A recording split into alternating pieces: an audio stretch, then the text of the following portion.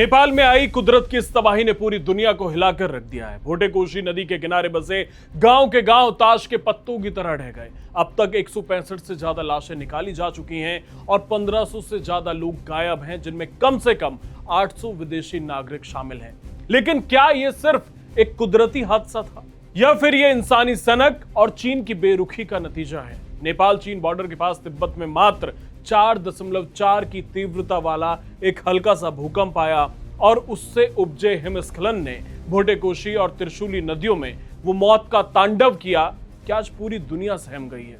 इस तबाही का असली गुनहगार है चीन का वो घमंडी और गैर जिम्मेदाराना रवैया, जिसने अपने पड़ोसी मुल्क नेपाल को तबाही की कोई पूर्व चेतावनी नहीं दी।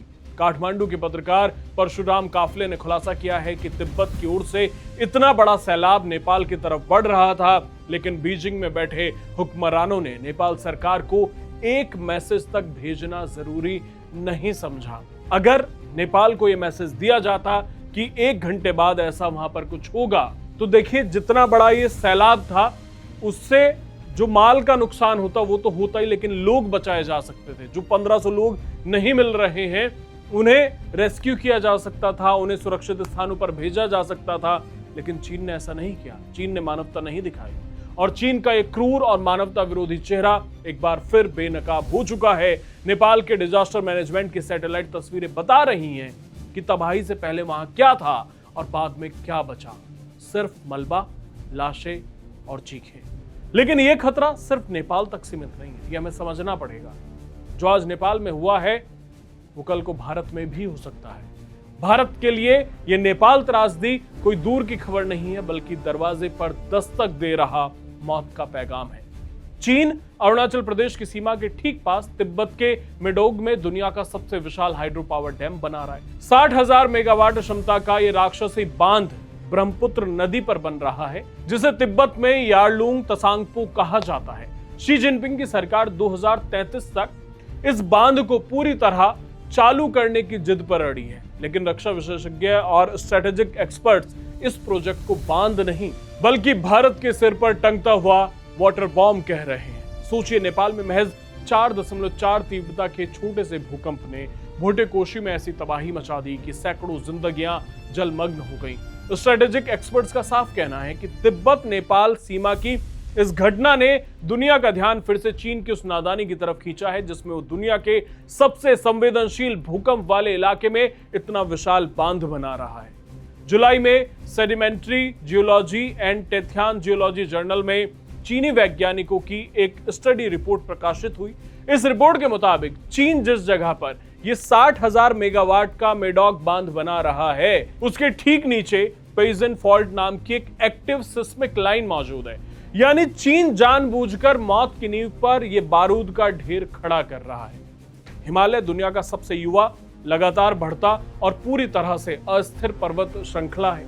यह पृथ्वी का सबसे खतरनाक सिस्मिक जोन है और एक्सपर्ट्स का कहना है कि अगर आने वाले दिनों में यह पेइजन फॉल्ट हिला और चीन का यह वाटर बॉम्ब फटा, तो भारत में नेपाल से कई गुना बड़ी तबाही आएगी। यह नदी तिब्बत से बहकर भारत के अरुणाचल प्रदेश में सियांग नाम से दाखिल होती है और आगे जाकर असम में विकराल ब्रह्मपुत्र बन जाती है। भारत की चिंता सिर्फ पानी रोकने की नहीं है, बल्कि पानी के प्रवाह पर चीन के खतरनाक नियंत्रण की भी है।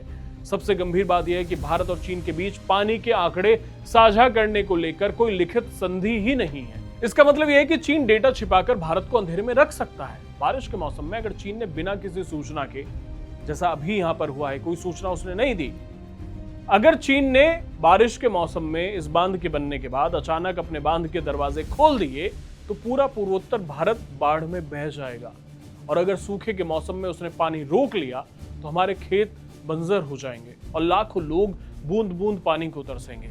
अमेरिकी तिब्बती वकील तेंजिन ने चेतावनी दी है कि चीन ने नेपाल को चेतावनी न देकर जो खतरनाक खेल खेला है, वही चाल वो भारत के खिलाफ भी चल सकता है।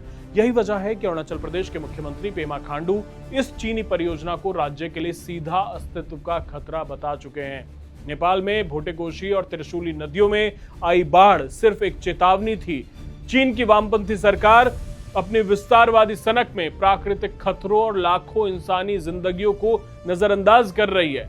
तिब्बत नेपाल सीमा पर 165 लाशें और 1500 लापता लोग ये गवाही दे रहे हैं कि ड्रैगन की बेरुखी कितनी घातक है। चीन का ये 60,000 मेगावाट का वाटर बॉम्ब भारत की सीमा पर टिक टिक कर रहा है। अगर दुनिया ने और भारत ने चीन के इस खतरनाक साजिश और हिमालय से खिलवाड़ को तुरंत नहीं रोका तो आने वाले समय में जो तबाही आएगी उसकी जिम्मेदारी पूरी तरह से बीजिंग के हुक्मरानों पर होगी।